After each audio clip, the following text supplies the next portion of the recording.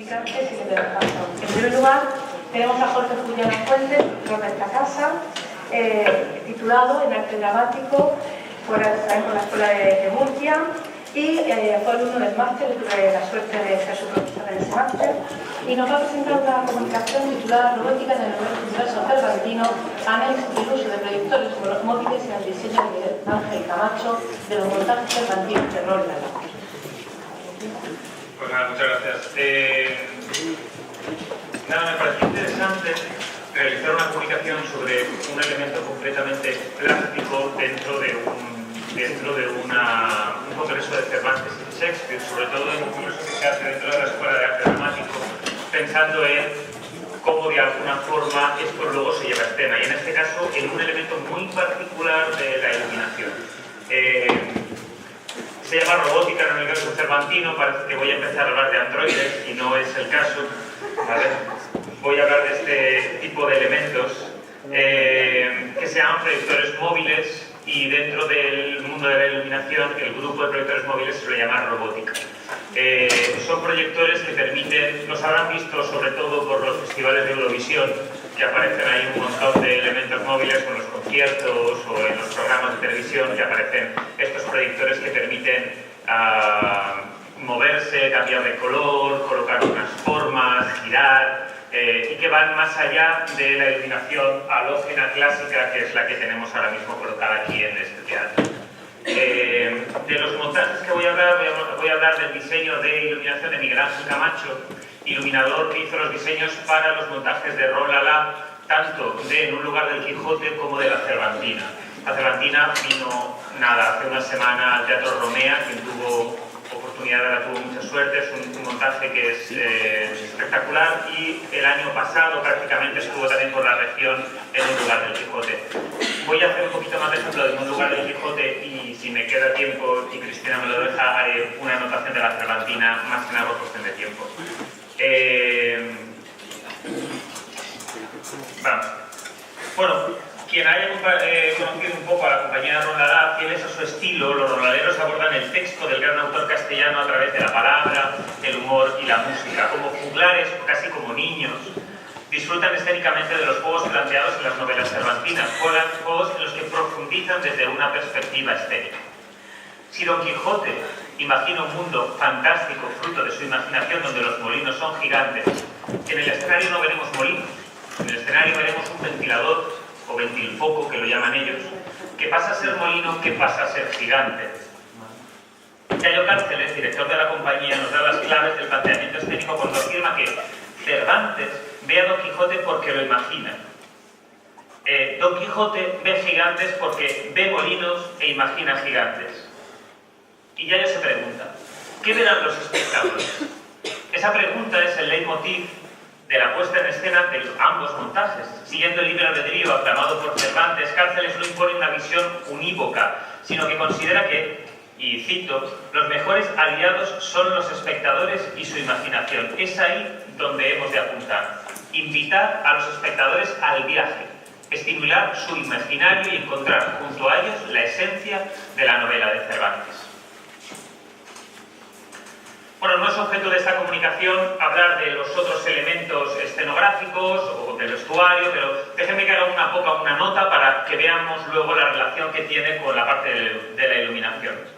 En el juego de vocaciones que plantean ambas obras, los elementos corpóreos nos remiten a otros elementos corpóreos. La espada del Quijote no es más que su propio brazo apoyada por un efecto sonoro, o efectos especiales, como dicen en la obra. En este caso, en la imagen, tenemos ahí a Quijote con su espada. Las montañas de Sierra Morena o las simples rocas del camino son los libros apilados en el escenario. Un colador es una armadura, un estribo es un caballo. Estas metáforas, o metonimias en algunos casos, no son un mero juego de vocación. Su significante amplía las cualidades del significado. La espada del Quijote es su propio brazo, y Rocinante el estribo colgado de su cinto, que cobra vida con el movimiento del actor en formato de cabalgadura. Ambos elementos forman parte de la imagen del caballero de la triste figura. No podríamos imaginar la historia de Rocinante solo.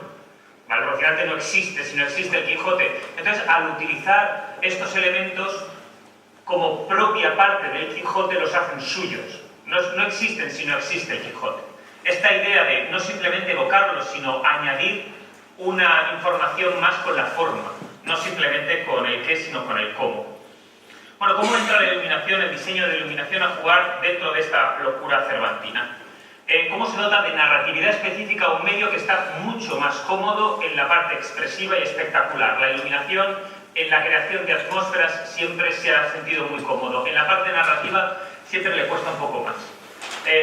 Miguel Ángel Camacho, por cierto, profesor de la RSAT de Madrid, premiado con varios premios Max, miembro de la Academia de las Artes Escénicas, comenta lo siguiente en relación a la iluminación del lugar del Quijote. Dice: además de crear ambientes, texturas y colores, la luz tiene una función discursiva. Los diseños de iluminación de ambas producciones, bueno, se podría meter mucho más, pero en este caso nos vamos a centrar justo en la utilización de los proyectores móviles. La inclusión de las nuevas tecnologías no es ajena al mundo del teatro, sino que van avanzadas cogidas de la mano, pero en muchos casos, y sobre todo ahora que tenemos una gran variedad de nuevas tecnologías que incluso han avanzado la imaginación creativa, en muchos casos hay espectáculos que son una exposición de nuevas tecnologías y llegar a utilizar esas nuevas tecnologías como medios expresivos. En el diseño de iluminación de Miguel Ángel Camacho se templa esta avanzada tecnología de robótica como la mano del diestro pintor asegura los trazos sobre el lienzo, eleva el uso de los proyectores móviles a signo escénico, siendo indiscutible dentro del montaje teatral. Integra esta nueva tecnología con la visión rorlalera de la obra de Cervantes, acompasando la forma y el uso de los elementos escénicos. En muchas ocasiones el elemento robótico iguala al actor, convocando personajes etéreos como la imaginación literaria, ahora veremos unos ejemplos, en un lugar del Quijote, o la musa susurrante en la Cervantina. Bueno, vamos a ver varios ejemplos, voy a ver tres, que bien voy de tiempo, voy a ver tres ejemplos, déjenme que les explique el primero y luego lo vemos y luego lo siguiente, lo vemos y comento, ¿vale? Prácticamente al inicio de En un lugar del Quijote aparece el ventilfoco y lo primero que vemos es que está iluminado con una luz blanquecina, pero el público que no sabe mucho de iluminación no podrá saber exactamente eso que es. Pero más adelante, cuando ya entramos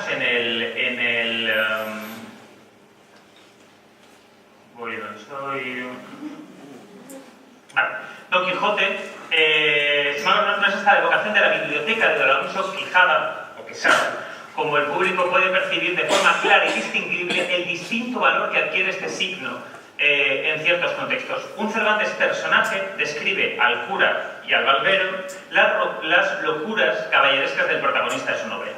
Mientras tanto, el Quijote ondea su mano entre un haz de luz blanca, logrando destellos sobre su cara. Esto en el vídeo no se ve muy bien, pero en escena se ve muy, muy claro.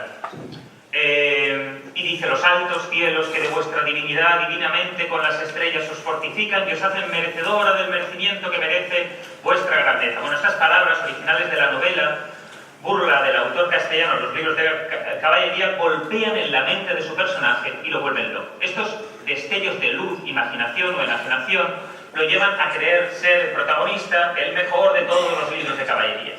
Mientras se oyen esas palabras, el actor recorre la mano con su haz, acentuando el reflejo de la luz sobre su rostro y con ello el contenido semántico del haz. Y ya finalmente, como esta obra está hecha para todos los públicos, hay una tercera entrada del Cervantes personaje que aparece en el escenario y dice: esta es su imaginación, tan demencial su empeño, que sus propios libros son invisibles como un sueño, palabras escritas de Tato, que es el dramaturgo. Cuando entran en la biblioteca, este haz se divide en 4, que pasa a ser los distintos libros de la biblioteca de Cervantes que ondean por el escenario. Mejor el ejemplo en este caso que mis palabras. Voy a quitar esto de aquí, si no, mucho ruido.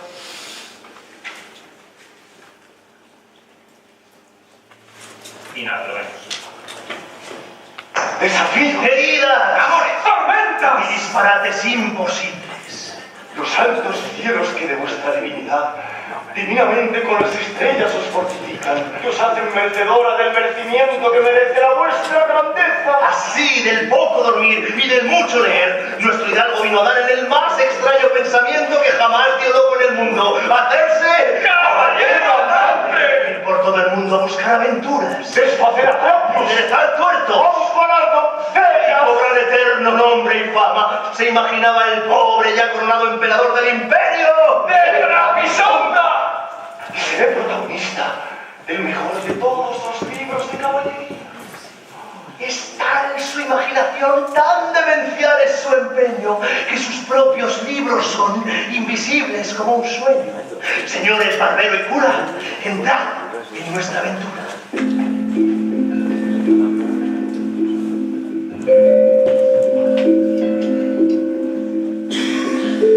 ¡Libros de caballerías!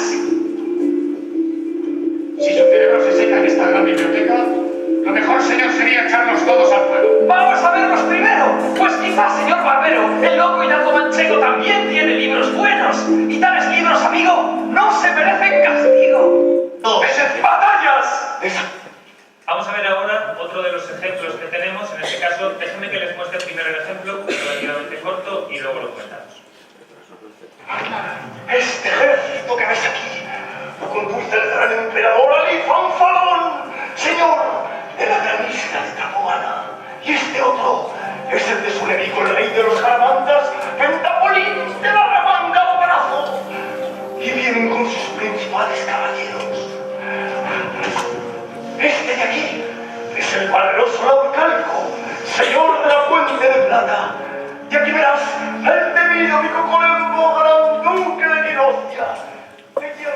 Bueno, como vemos, es el momento de las ovejas y los ejércitos, el rebaño de ovejas, que son ejércitos que se acercan a Cervantes. Los guantes llevan unos guantes metálicos, con lo cual cuando, aparte de representar el reflejo brillante de la luz, nos evocan las armaduras de los caballeros que está nombrando, en este caso, Don Quijote.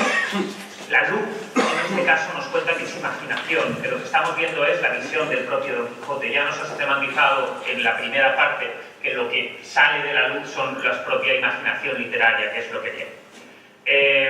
Como se ha levantado Cristina, no voy a poner el siguiente vídeo, pero les cuento el final.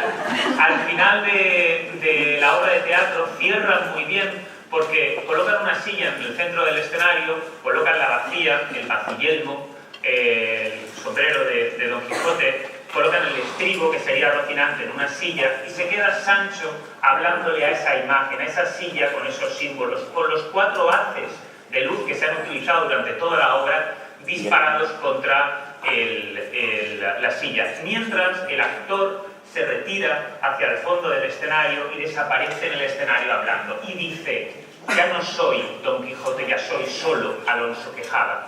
Evidentemente esa creación de Don Quijote se ha quedado en la silla, por eso los focos, que son la creación literaria, se han quedado en la silla, y Don Quijote ya solo es el cuerpo del actor que desaparece por la parte trasera. En el caso de la Cervantina también se utiliza la luz, sobre todo para las evocaciones de la musa, con una luz ámbar y en este caso con mucho mayor movimiento. Como conclusión, el uso de las nuevas tecnologías y sobre todo para la evocación de clásicos no depende tanto de las nuevas tecnologías como tal, sino de la forma que se utilizan dentro del escenario. No es horrible utilizar proyecciones o proyecciones móviles o cualquier tipo de hologramas tridimensionales que llegarán al escenario, sino la importancia es cómo se semantizan dentro de la escena. Muchas gracias.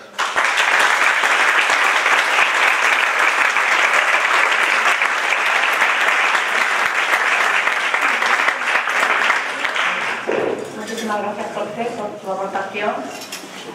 A continuación, tengo también el gusto de presentar a otra compañera de casa, Margarita Cano Ródenas, titulada también de arte dramático de la escuela, también diplomada en danza, estudiosa de la palabra, porque aquí es profesora de dicción, y nos va a presentar una comunicación titulada Métricas Cervantinas.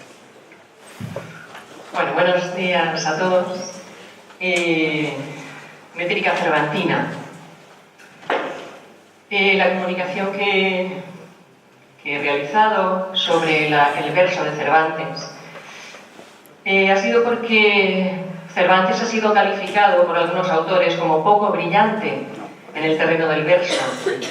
La finalidad es observar el uso que hace de las formas métricas, en qué medida ha sido innovador en este aspecto y la calidad de sus versos. A través de un recorrido por una muestra que he realizado de distintas obras de teatro, tanto tragedia como comedia, de los dos entremeses en verso, de la Galatea y de partes del Quijote. Las formas métricas que aparecen por orden de frecuencia son estas: redondilla, quintilla, romance, villancico, glosa o villejo de arte menor. Y las de arte mayor vienen decasílabos o combinados con entasílabos, la octava, el terceto, el soneto, el endecasílabo sin rima, la estancia, la silva, el sesteto lira, la lira y la sestina.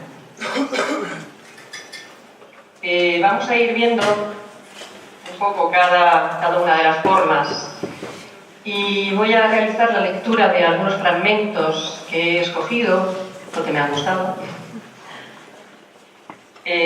para apreciar de esta manera mejor lo que es el verso en Cervantes. De la redondilla, pues la forma más utilizada por Cervantes. Por ejemplo, en la Galatea: pastora en quien la belleza en tanto extremo se halla, que no haya quien comparalla, sino tu mesma crudeza. Mi firmeza y tu mudanza han sembrado a mano llena tus promesas en la arena y en el viento mi esperanza. La quintilla también muy frecuente, sobre todo en Pedro de Urdemalas. En la Numancia, sin embargo, no aparecen. La estructura más frecuente es en forma de dos quintillas unidas, series A, B, A, B, A, B, B, A. Esa hija de tu amo, la que se llama Clemencia, a quien yo justicia llamo, la que huye mi presencia, cual del cazador el gamo, esa a quien naturaleza dio el extremo de belleza que has visto, me tiene tal que llega al punto mi mal, lo llega el de su lindeza. El romance, la frecuencia, sin embargo, es baja. No aparece ni en las tragedias ni en la Galatea, sí en el Quijote y en el resto de obras de teatro. Las asonancias son muy variadas, predominio EO. También aparece en forma de hexasílabos, romancillos, de mano de los músicos. En la entretenida, por ejemplo, intercala un romance, en un romance intercala un villancico. Hexasílabo. El villancico también aparece en Pedro de Urdemalas, cantado por los músicos, y en la Galatea, con distintos esquemas. La glosa, en la Galatea, en los libros 1 y 3. Ambas con igual estructura, dos quintillas unidas, A, B, A, B, A, C, D, C, D, C. Ejemplo, la del libro 3, donde dos personajes glosan dos versos. Huyendo va la esperanza, en ella con el deseo. Cuando me pienso salvar en la fe de mi querer, me vienen luego a espantar las faltas del menester y las obras del pesar. Muérese la confianza, no tiene pulsos la vida, pues se ve en mi mala andanza que del temor perseguida, huyendo va la esperanza. Huye y llévase consigo todo el gusto de mi pena, dejando por más castigo las llaves de mi cadena en poder de mi enemigo. Tanto se aleja que creo que presto se hará invisible, y en su ligereza veo que ni puedo ni es posible en ella con el deseo. En el punto que os miré, como tan hermosa os vi, luego temí y esperé, pero en fin tanto temí que con el temor quedé. De veros esto se alcanza, una flaca confianza y un temor acobardado, que por no verle a su lado, huyendo va la esperanza. Y aunque me deja y se va con tan extraña corrida, por milagro se verá que se acabará mi vida y mi amor no acabará. Sin esperanza me veo, mas por llevar el trofeo de amador sin interés, no querría aunque pudiese en ella con el deseo. El Ovillejo es una estrofa original de Cervantes, aparece en el Quijote. de 10 versos, 3 octosílabos preguntan, 3 trisílabos responden y una redondilla final, reflexión de lo anterior, que recoge en el último verso los 3 trisílabos. ¿Quién menoscaba mis bienes? Desdenes. ¿Y quién aumenta mis duelos? Los celos. ¿Y quién prueba mi paciencia? Ausencia. De ese modo en mi dolencia ningún remedio se alcanza, pues me matan la esperanza, desdenes, celos y ausencia. La octava, muy utilizada por Cervantes en todo su teatro y de la forma clásica ABCC. En la Numancia toda la primera jornada está escrita en octavas y las 4 jornadas abren en octavas. En la Galatea también muy frecuente y con variantes, octavas abrazadas, con rima encadenada, 2 cuartetos abrazados o acabar con estribillo. En la entretenida hay una variante alirada con 2 heptasílabos. El terceto, también utilizado, bastante utilizado. En el trato de Argel, por ejemplo, en la veloz carrera apresuradas, las horas del ligero tiempo veo, contra mí con el cielo conjuradas. Queda atrás la esperanza y no el deseo, y así la vida de él, la muerte de ella, el daño, el mal aumentan que poseo. Ay, dura, inicua, inexorable estrella, cómo de los cabellos me has traído al terrible dolor que me atropella. El soneto en la Galatea y en el Quijote aparecen bastantes sonetos, algunos con estrambote.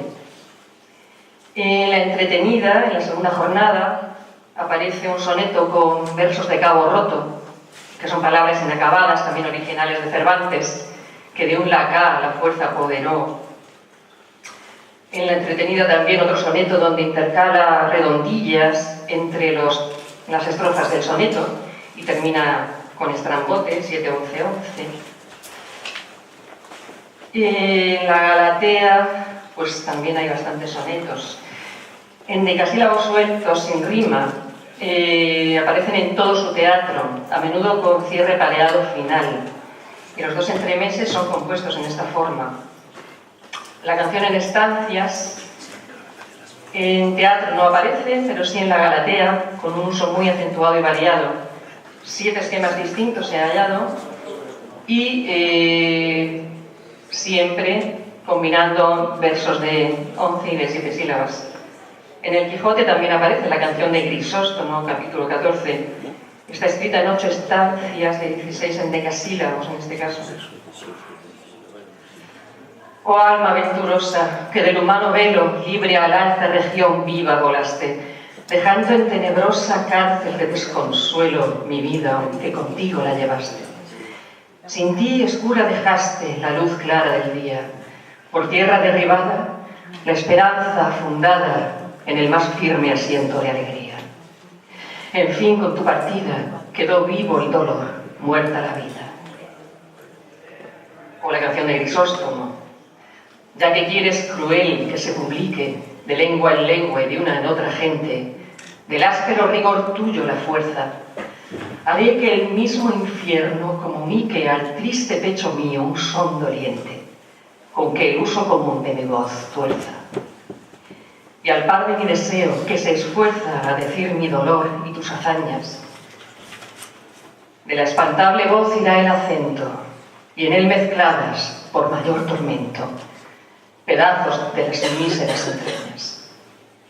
Escucha pues y presta atento oído, no al concertado son, sino al ruido que de lo hondo de mi amargo pecho, llevado de un forzoso desvarío, por gusto mío sale en tu despecho. La silva aparece en el Rufián dichoso y en la entretenida, en series de igual estructura, sin rima, 3 de 7 y 1 de 11. En sexteto lira aparecen 4 combinaciones, encontrado en Pedro de Urdemalas, en el trato de Argel y 2 en la Galatea. Por ejemplo, del trato de Argel: este largo camino, tanto pasar de breñas y montañas, y el bramido continuo de fieras alimañas, me tiene de tal suerte que pienso de acabarle con mi muerte. Ya la hambre me aqueja y la sed insufrible me atormenta, ya la fuerza me deja, Ya espero de esta afrenta salir con entregarme a quien de nuevo quiera cautivarme. La lira, poco usada, aparecen en la Galatea una serie de liras. Por bienaventurada, por llena de contento y alegría, será por mí juzgada tan dulce compañía, si no siente de amor la tiranía. Y besaré la tierra que pisa aquel que de su pensamiento el falso amor destierra, y tiene el pecho exento de esta furia cruel, de este tormento. Y la sestina, por último, aparece en el primer libro de la Galatea. Una sestina típica con sus 6 estrofas, de 6 versos y con 3 versos de cierre que recolectan las 6 palabras que se repiten al final de cada verso. Oh venturoso para mí este día, do pude poner freno al triste llanto y alegrarme de haber dado mi vida a quien dármela puede o darme muerte. Mas que puede esperarse si no es risa de un rostro que al sol vence y vuelve en noche. Vuelto a mi oscura noche en claro día, amor, y en risa mi crecido llanto y mi cercana muerte en larga vida. Como conclusión, pues que Cervantes experimenta con muchas formas distintas, que es innovador en la creación de algunas formas como el ovillejo, el verso de cabo roto con el estrambote, en el soneto, las variantes de la octava, la estructura de las estancias y del sexteto lira, el empleo de la quintilla en las series que hemos visto, y los metros sin rima, como los endecasílabos con cierre pareado final, y el uso de la silba de 3 de 7 y 1 de 11. En ocasiones entrelaza distintas formas, como hemos visto, y hay composiciones de extraordinaria belleza poética y expresiva. Gracias.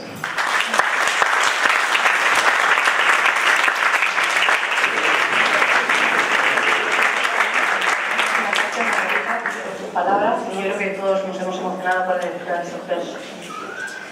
Finalmente tenemos la trilogía de profesores de la casa en esta mesa, con Elvira Carrión, profesora de danza, y bueno, ella es titulada danza por el Conservatorio Superior, también ha hecho el máster en danza de movimiento, en este momento está realizando su tesis doctoral sobre danza, creo que del siglo XVIII, de la escuela bolera y sus orígenes. Tiene numerosas publicaciones y sobre danza educativa, sobre danza histórica, y también, bueno, pues en este caso nos va a presentar una comunicación centrada en este aspecto, la danza y el baile en la España en tiempos de Cervantes.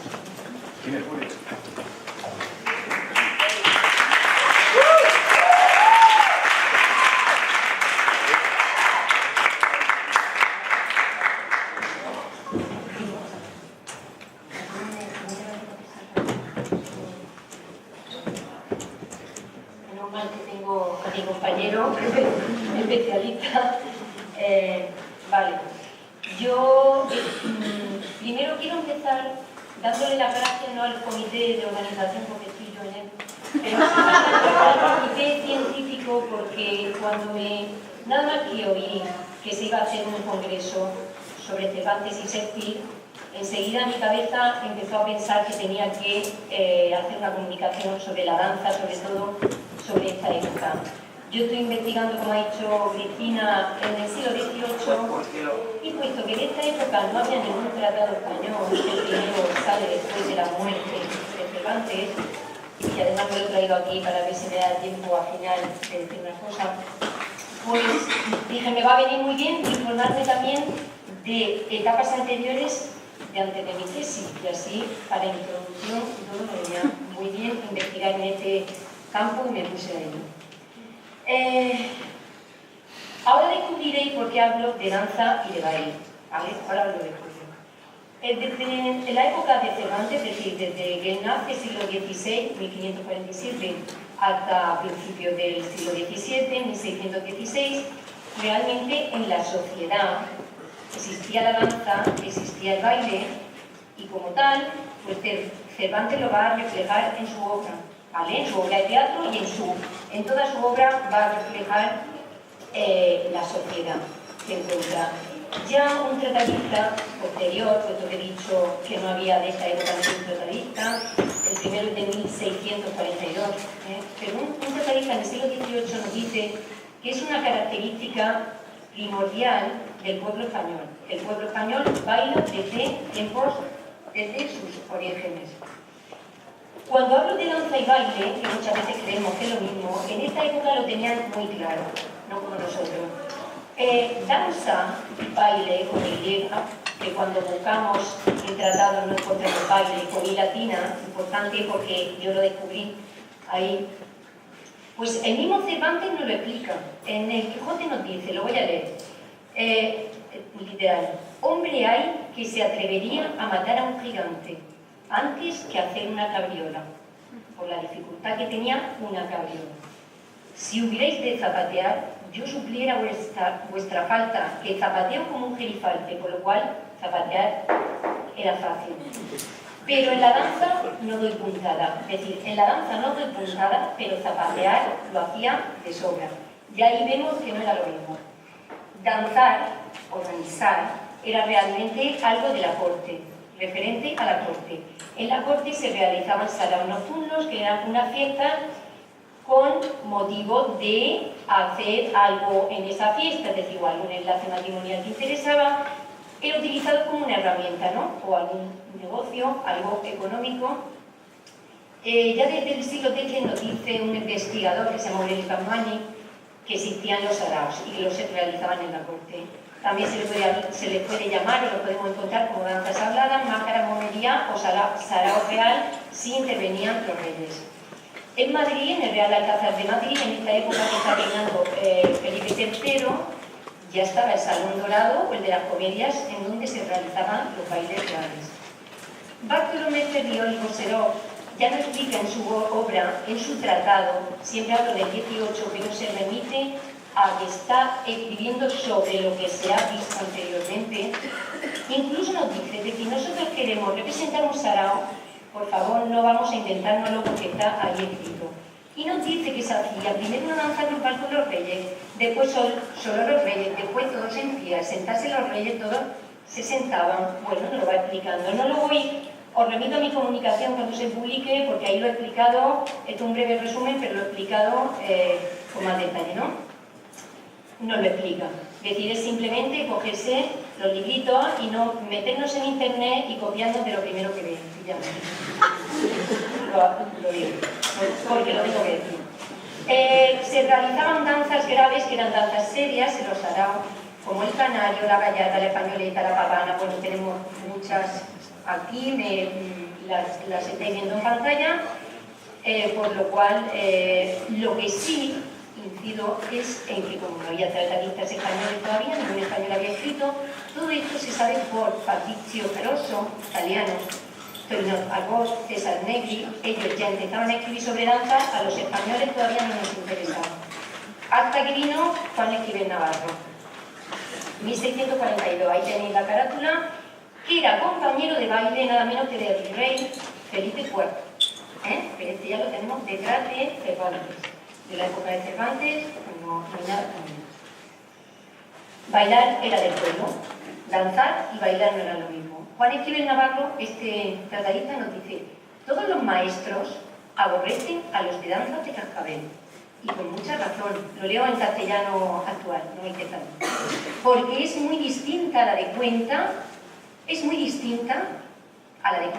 y de muy inferior lugar, la danza de cascabel. Es para gente que puede salir a danzar por las calles. El danzado de cuenta es para príncipes y gente de reputación. En el saber ejecutar un movimiento consiste el danzar bien.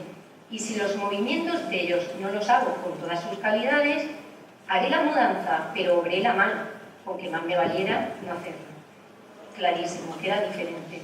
En el pueblo, pues los bailes eran por alegría, por fiesta, por júbilo, eran los bailes de los pueblos, de todos los pueblos, que en España muchísimo, y luego también la zarabanda, la chacona, la jácara, la seguidilla castellana, bailes populares. Algunas de corte bajaron al pueblo y luego otras del pueblo subieron a la corte, ¿vale? Pero bueno, sería entrar en otro tema largo. Se bailaba por las calles, por las plazas y las puertas de las iglesias. ¿Cómo nos ha llegado lo del pueblo? por las prohibiciones. En la nuevísima recopilación de las leyes de Carlos IV hay muchas prohibiciones a la danza, por lo cual ahí vemos qué bailaba el pueblo, porque se prohibió generacionalmente y, muy importante, por escritores, que no había tratadistas, como Cervantes. Leemos la obra de Cervantes y ahí podemos enterarnos de cómo era la danza en esa época. Cervantes nos va a hablar muchísimo de la danza del pueblo, sobre todo de la seguidilla. La seguidilla es un baile castellano que se propagó en el siglo XVI y en el XVII se estableció ya por toda España. Con Caternario, que nos caracteriza a la danza española popular, con coplas que canta el pueblo, texto muy interesante también para analizar qué decía el pueblo, siempre acompañada de guitarra y de castañuelas. Y cuidado, que las castañuelas de esta época son aquí y no aquí. Esto viene después. Si bailamos, castañuelas se bailan.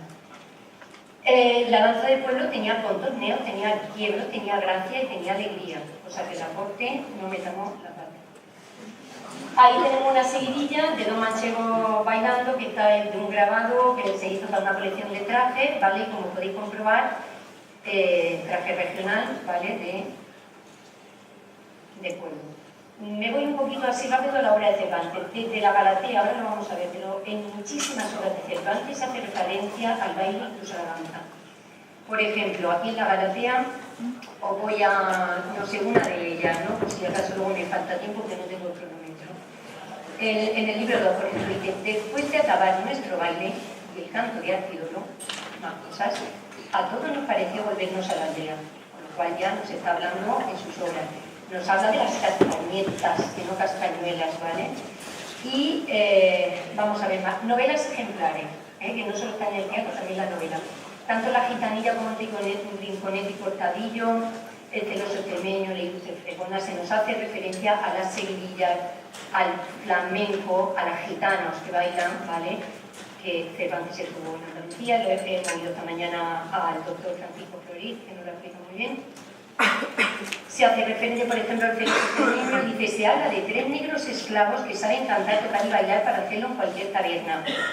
Nos meteríamos en el origen del flamenco, que nos viene de la India.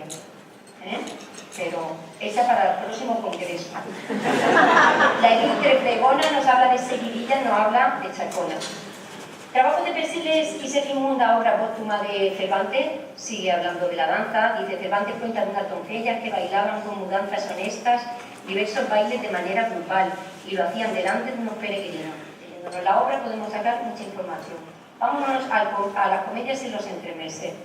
Comedia, por ejemplo, La casa de los celos y selvas de Artemia, Los baños de Argel, El rufián dichoso, La gran sultana, Doña Catalina de Oviedo. Todas esas yo he encontrado que se hace referencia a la danza. Me voy a ir a una simplemente. Por ejemplo, dice La gran sultana, dice en la jornada 3, se cuenta de la danza de las comedias. Y a Alonso Martínez como el primer inventor de estos bailes. Quiere investigar sobre ese tema, ya tiene a un bailarín o inventor. La entretenida pero de mala que podemos contemplar esta noche, como veremos, danza gitana, pero voy a leer un texto ahí, una citación. No descuidéis, Maldonado, en que sea buena la danza, porque no hay pueblo que hacer la suya no ordene. Es decir, todos los pueblos tenían su danza. Entremeses, en El rufián viudo, La elección de los alcaldes de Daganzo, El retablo de las maravillas, La cueva de Salamanca, El viejo celoso, todas nos van a hablar de diferentes danzas: gallarda, canario, baile gitano, zarabanda, chacona. Es decir, que tenemos un buen campo ahí para investigar.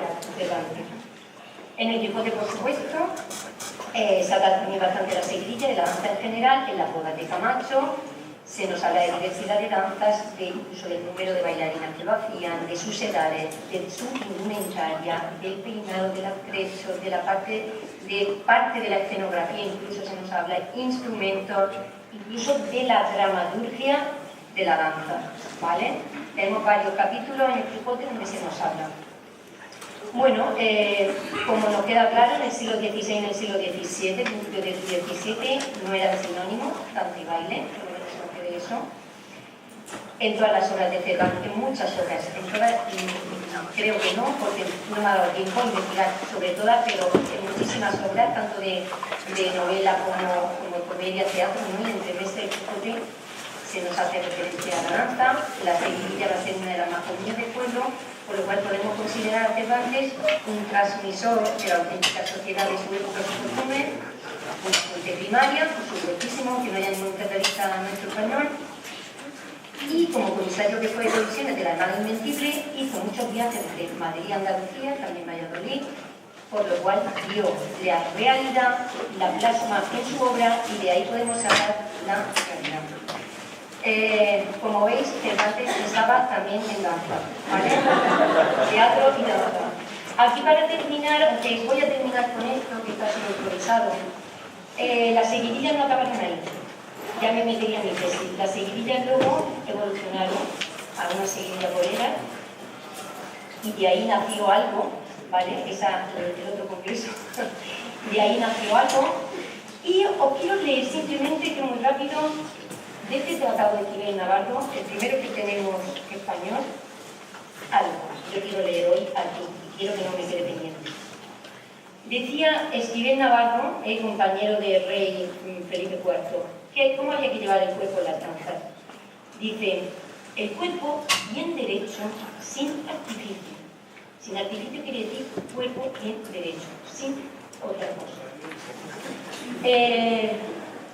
Dice, sin artificio, con mucho descuido, es decir, natural, del mismo modo que se lleva por la calle, sin enderezarle más que aquel que fue natural. No venía, todavía no estaban los franceses en España, ¿vale? Aquí lo de explicarse tanto con Felipe IV todavía no estaba. Ni doblarse ni mirarse hacia los pies. Dice, antes de llevar los brazos caídos, de modo que las manos estén a las calciteras de los lados. Todo esto lo hemos inventado. Antes de llevar los brazos, caído al lado de la, moverlos muy poco y con descuido natural. Y para esto digo, por favor, cuando hagamos aquí o fuera de aquí una obra de teatro donde introduzcamos la danza en época, que sea danza en época.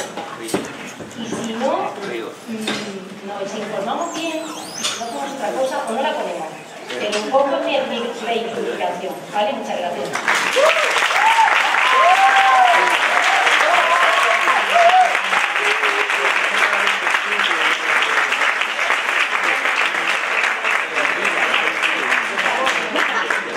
Después de la pasión de vida por la pistolilla, creo que he hecho una buena nota. Alumnos, profesores, que quieran una obra de teatro clásico. Vamos a ver la última comunicación de esta mesa dedicada a Cervantes. Va a ser leída por Emilio Balzoncano, docente investigador, licenciado en Teología y en Filología Clásica por la Universidad de Murcia. Y nos va a presentar una comunicación titulada Personajes arquetípicos en los entremeses cervantinos, base para introducir la comedia en las aulas de secundaria. Hablar de Cervantes supone hacerlo a menudo prácticamente de su novela El ingenioso hidalgo Don Quijote de la Mancha. No obstante, también sabemos que nos ha legado varias obras dramáticas y poéticas. En 1615, cuando ya había alcanzado fama por su Don Quijote, publica 8 comedias y 8 entremeses nuevos nunca representados. Aun cuando su producción dramática es más amplia, centraremos nuestra atención en los entremeses por tratarse de obras breves que pueden acercar el teatro cómico a las aulas. Entre otras, 2 son las innovaciones más destacables en estas obras. En primer lugar, rompe con la estructura típica para configurarse como una obra en la que la crítica social adquiere gran relevancia. En segundo lugar, nos presenta unos personajes de corte manierista que, si bien no manifiestan tanta riqueza de matices como en otras obras, sí resulta patente la dualidad entre la entidad que representan y la actitud que desarrollan en su actuación. Quizás sea esta la característica más atractiva para una sociedad que, como la nuestra, está más necesitada de modelos creíbles que de personajes moralizantes absolutamente buenos o malos. La publicación de 1615 nos presenta los 8 entremeses indiscutiblemente cervantinos de los 13 que se le atribuyen al Marco de Lepanto. 2 de ellos compuestos en verso, el Rufián viudo y la elección de los alcaldes de Daganzo, y el resto en prosa. El juez de los divorcios, la guarda cuidadosa, el vizcaíno fingido, el retablo de las Maravillas, la Cueva de Salamanca y el Viejo Toloso. De todos ellos, dos merecen nuestra atención. En primer lugar, la elección de los alcaldes de Daganzo, que nos presenta a 4 aspirantes a la alcaldía ante un tribunal que debe elegir a uno de ellos atendiendo a las aptitudes que manifiestan. La dualidad a la que antes hacíamos referencia es palmaria en los méritos que muestran los candidatos, pues se entiende que deberían ser letrados y, sin embargo, vemos una característica común a todos de la que hacen gala, el ser cristianos viejos, mientras que sus cualidades personales son que Humillos no sabe leer porque ello lleva a los hombres al brasero, en referencia clara a la Inquisición. Jarrete sabe arar y herrar novillos. Berrocal es un extraordinario catador de vinos y Pedro Rana expone una labor al frente del gobierno totalmente irrealizable. La crítica social que vemos en ellos no puede ser más clara, mordaz y actual con la representación de la política que tenemos actualmente. En segundo lugar, el retablo de las Maravillas, considerada la obra maestra de este género, se ubica en un pueblo español al que llegan Chanfalla y Chirinos, donde montan un retablo fabricado por el sabio Tontonero, cuyas maravillas no pueden verlas quienes no sean cristianos viejos o hijos de matrimonio legítimo. La historia, de sobra conocida, nos remite a los cuentos populares, concretamente al tipo denominado por Arne Thorsson como el traje del emperador, y que se hizo famoso en Occidente por la fábula de Andersen, el rey desnudo. La crítica a los principios de limpieza de sangre imperantes en la época se manifiesta atemporal y tristemente actual en nuestra sociedad. Respecto a los personajes y su manifestación en la obra teatral, Cervantes se muestra partidario de los preceptos de la poética antigua. Sin embargo, en ocasiones vemos una ruptura respecto de la forma y la función de los personajes que será característica en el teatro moderno. En este sentido, Cervantes no construye sus obras exclusivamente con personajes prototípicos, tal y como se conciben en la poética de Aristóteles. No obstante, resulta difícil separar el personaje de la historia en la que se circunscribe, porque no resultaría verosímil, ya que, grosso modo, se encuentran subordinados a la obra. Ana Roch establece 12 tipologías de personajes en el teatro cómico cervantino. No todas ellas aparecen en los entremeses, no obstante, nos encontramos 6 de ellas. Los personajes alegóricos, el galán, la mujer, el gracioso, el rufián y el soldado. Estas tipologías ya se encuentran presentes en mayor o menor medida en el teatro clásico, en Lope de Rueda y en la comedia del arte, de manera que pueden servir como trampolín para que los alumnos descubran a autores como Plauto, Terencio y Aristófanes y se acerquen a manifestaciones teatrales donde prima la improvisación y la capacidad creativa de los actores. De esta forma, se puede hacer más atrayente para los alumnos el acercamiento al teatro que prácticamente está olvidado en los currículos de secundaria. Aprovechamos así el gusto actual por el arte de la evasión que tanto se manifiesta en el cine y la televisión y la necesidad de no ajustarse a unos cánones preestablecidos que podemos ver en diversos juegos de ordenador. No podemos olvidar que una de las funciones principales de la educación es la de descubrir el mundo a los educandos, y una realidad como el teatro no puede ser atractiva si no se enseña y conoce en las aulas. De esta manera se devuelve también al teatro su función didáctica y su capacidad de criticar los defectos sociales de una forma accesible a todos. En este sentido, tomando en consideración las nuevas teorías didácticas que pretenden hacer al alumno el agente de su propio aprendizaje, proponemos un acercamiento a la obra de Lope de Rueda y la comedia griega y latina a través de los personajes cervantinos. También mostrar la existencia y el valor que tiene la comedia del arte como un género que permanece prácticamente olvidado y desconocido. Dado el placer que muchos alumnos manifiestan por las representaciones teatrales, quizá también podría resultar oportuno montar en las aulas algún entremés o al menos algún fragmento de ellos. Por último, reivindicar la atemporalidad de la literatura clásica y la capacidad crítica y didáctica del teatro que se manifiesta en las obras a las que hemos hecho mención. Muchas gracias.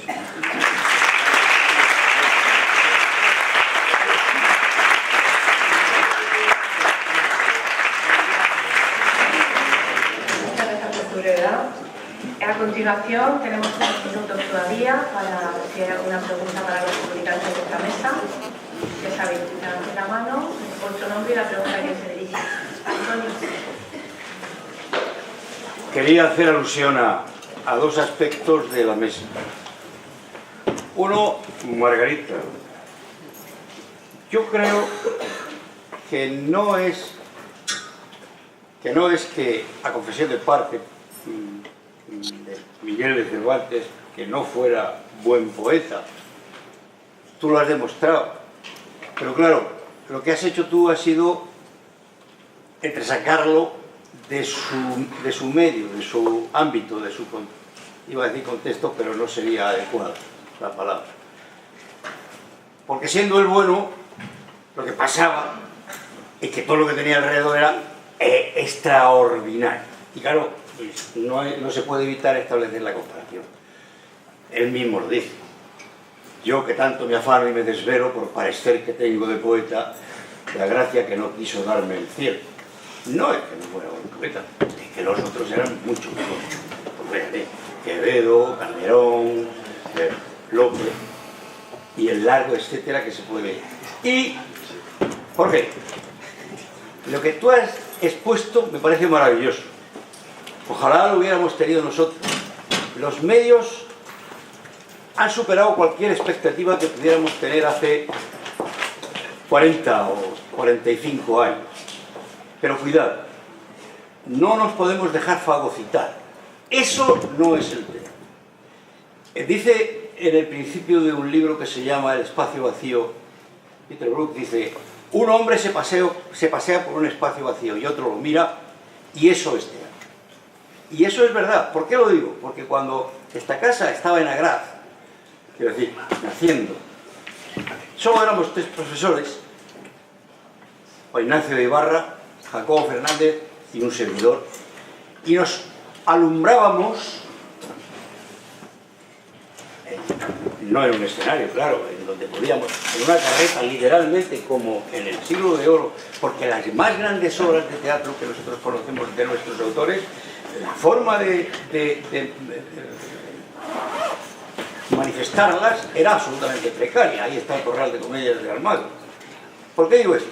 Nos alumbrábamos con botes de tomate de 5 kilos, con lámparas dentro de 125 a 200 gramos. ¿Sabes lo que te quiero decir, verdad? Con el cuidado de que al cuarto de hora teníamos que apagarla porque no reventaba.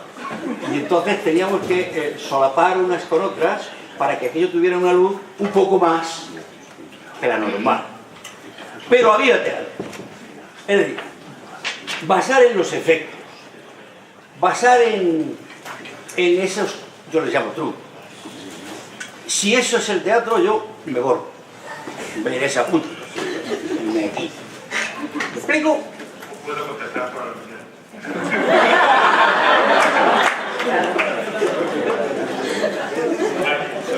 Solo contestar. A lo mejor no he explicado nada.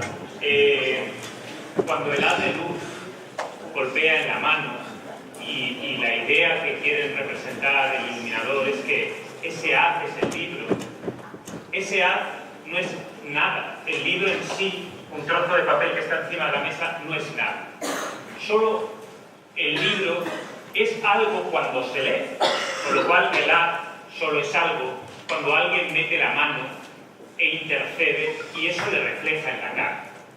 Ese juego completamente teatral de semantizar los elementos cuando uno dice esto es una espada, esa idea de hacer lo mismo con una nueva tecnología era el propósito de la comunicación. Cuando evidentemente hay recursos precarios, pero que ya estamos hablando que nos alumbramos con una bombilla de 220 voltios, que ya es una tecnología muy avanzada si la comparamos con una vela, o si la comparamos con la luz del sol, que ya viene de por sí. Claro, estamos en un siglo muy avanzado tecnológicamente, y el teatro ha integrado una serie de cuestiones que nos olvidamos que son tecnología. La propia arquitectura del teatro, ya no se hace teatro en la calle, hay lugares, con lo cual la acústica es completamente distinta, y todo eso el teatro lo va integrando de forma natural. Y estoy de acuerdo que el teatro, en su base, es el actor. Eso no lo voy a discutir. Lo que digo justamente es a favor de eso. Cuando añadamos los elementos tecnológicos, tienen que estar añadidos con las normas que tiene el teatro y que no sean un mero escaparate tecnológico de cachivaches.